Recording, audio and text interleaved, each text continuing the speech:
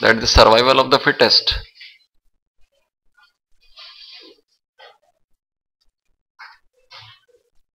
This also holds true for man also. Even today, survival of the fittest is considered as the best animal or plant will survive on the earth. He should be physically, physiologically, anatomically, morphologically, and in all these aspects, he should be able to survive, because nature always keeps the challenge in terms of availability of food, in terms of availability of shelter, in terms of availability of mates. So survival of the fittest is the key point of Darwinism. Darwin wrote one interesting book called Origin of a Species. This is a very interesting book which discusses the evolutionary aspects in detail. Let us consider what are the merits of Darwinism. Merits of Darwinism. The major achievement of Darwin was to recognize one of the three factors for adaptations. These factors were basically based on natural selection.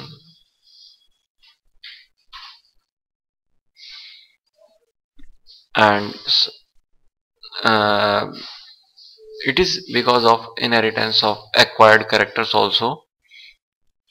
The good characters, they were transmitted from one generation to the next, and the nature selected those good characters. This is what natural selection is. But there are some demerits of Darwinism. These demerits are not because of fault of Darwin, but because of lack of development of science at that time. Because at that time there was no scientific proof available to prove these above 5 postulates of Darwinism. The biggest hurdle in acceptance of Darwinism was that the how nature selected the fittest. This is the biggest question. How nature selected the fittest animal or organism. There was no explanation for this.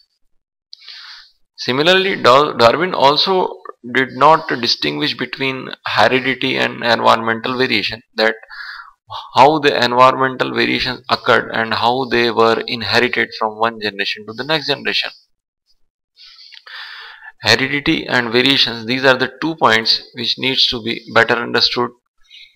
So Darwin's theory was not much accepted at that time, but some of the scientists, they added points to the Darwin's theory, original Darwin's theory, and put forward it in the form of Neo-Darwinism. Now let us briefly discuss the points of Neo-Darwinism. The concept of Neo-Darwinism was put forwarded by Mendel, one of the greatest geneticists of his time, Huxley, again the greatest evolutionarist of his time, Gates, and Hugo de Vries. And the contribution of these scientists cannot be ignored.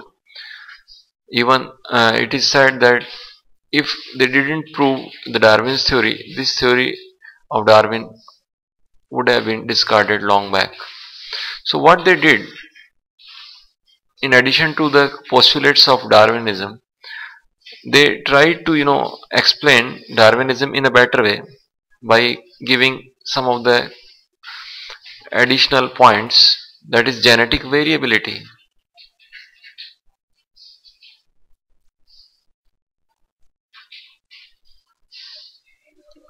It means that the variations that occur in genetic constitution of the organism, they could be of following types. Genetic variability is basically due to the change in gene structure or change in chromosome structure. Chromosome changes are known as aberrations. They are chromosomal aberrations. Mostly these variability is caused by mutations. Mutations are sudden inheritable changes either in gene structure or in chromosome structure. Mutations may be caused by X-rays, gamma rays, ultraviolet rays, or some chemicals also. So genetic variability is considered as an important point, and it was added in Neo-Darwinism. The second point which was added in Neo-Darwinism is the natural selection